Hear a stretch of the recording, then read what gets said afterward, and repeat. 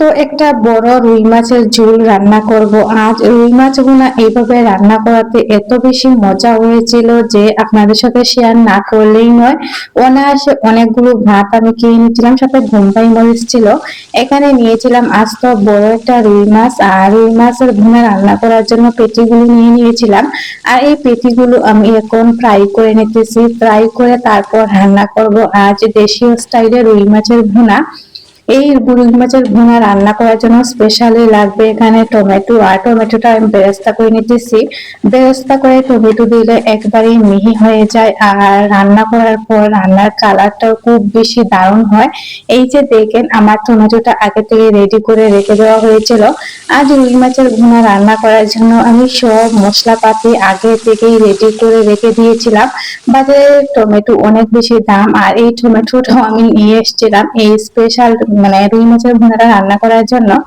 আর খেতে অনেক বেশি ভালো হয়েছিল।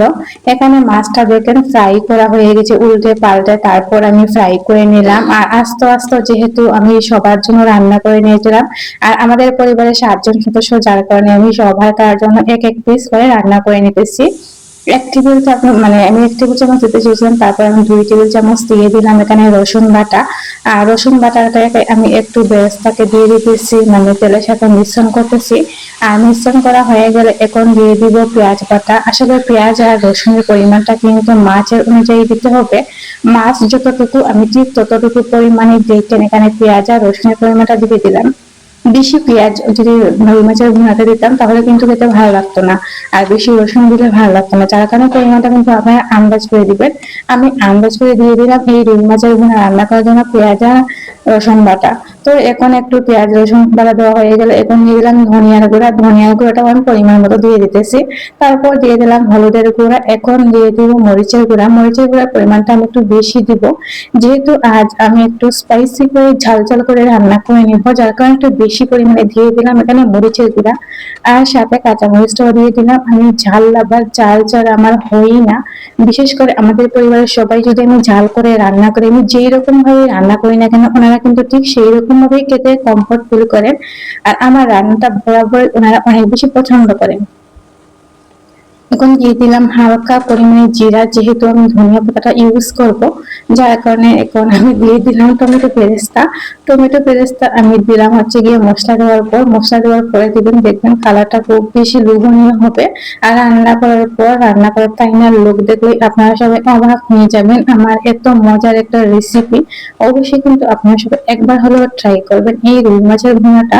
যারা আমরা সিলেটি, আমাদের সিলেটের কিন্তু এই খাবারটা খুব বেশি জনপ্রিয়। আর আমরা যে কোনো মেহমান আসলে মেহমানদের জন্য আপ্যায়ন করার জন্য কোনো কিছু না ভেবেই কিন্তু আমরা রুই মাছ নিয়ে আসি।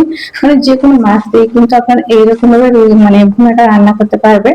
আর অতিথি আপ্যায়নে আমি যেতে মানে খাওয়ার জন্য বিশেষ একটা উপকারী আমার কাছে মনে হয়। তো এই রেসিপিটা কিন্তু অনেক বেশি দুর্দান্ত আর অনেক বেশি মজার।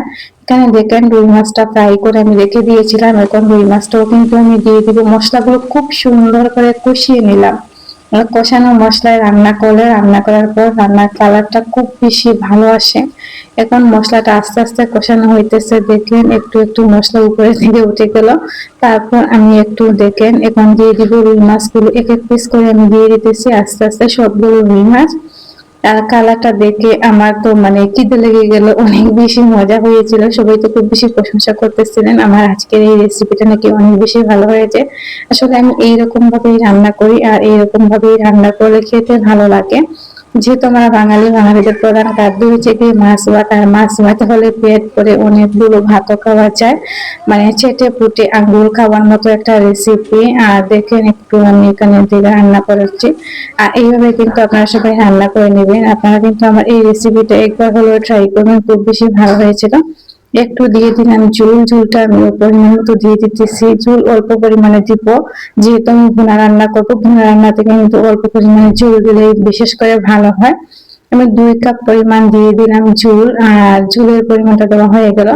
এখন আমি একটু নাড়াচাড়া করতেছি যাতে মশলাগুলো ঝোলের সাথে ভালোভাবে মিশ্রিত হয়। দেখেন খুব বেশি ভালো লাগছিল না আমার আজকে এই রেসিপিটা। গাইস, আমার অনেক বেশি ভালো লাগে যখন খাওয়ার পর সবাই খুব বেশি প্রশংসা করেন। আর প্রশংসা করলে দেখবেন যে রান্না করতেও ভালো লাগে। তবে আমার রেসিপিটা ভালো লাগলে অবশ্যই কিন্তু আপনারা সবাই লাইক কমেন্ট শেয়ার দিয়ে আমার পাশে থাকবেন। আর আমার আজকের রেসিপিটা কিরকম হয়েছে অবশ্যই আপনারা সবাই কমেন্ট করে জানাতে ভুলবেন না। দেখলেন রান্না করার পর ফাইনাল লুক, ওয়াও, অনেক বেশি মজা হয়েছিল। তারপর খেতে বসে পড়লাম একটা বোম্বাই মরিচ নিয়ে। আর এই বোম্বাই মরিচটা আমি চাট থেকে এই মাত্র পেরে নিয়ে আসলাম খাওয়ার জন্য আমার রুই মাছের ভুনাটা। তো আমি খেয়ে নিতেছি এইরকম ভাবে, ওয়াও, খুব বেশি ভালো লাগতেছে। তো আজকের মতো এখানে বিদায় নিচ্ছি, আল্লাহ হাফেজ।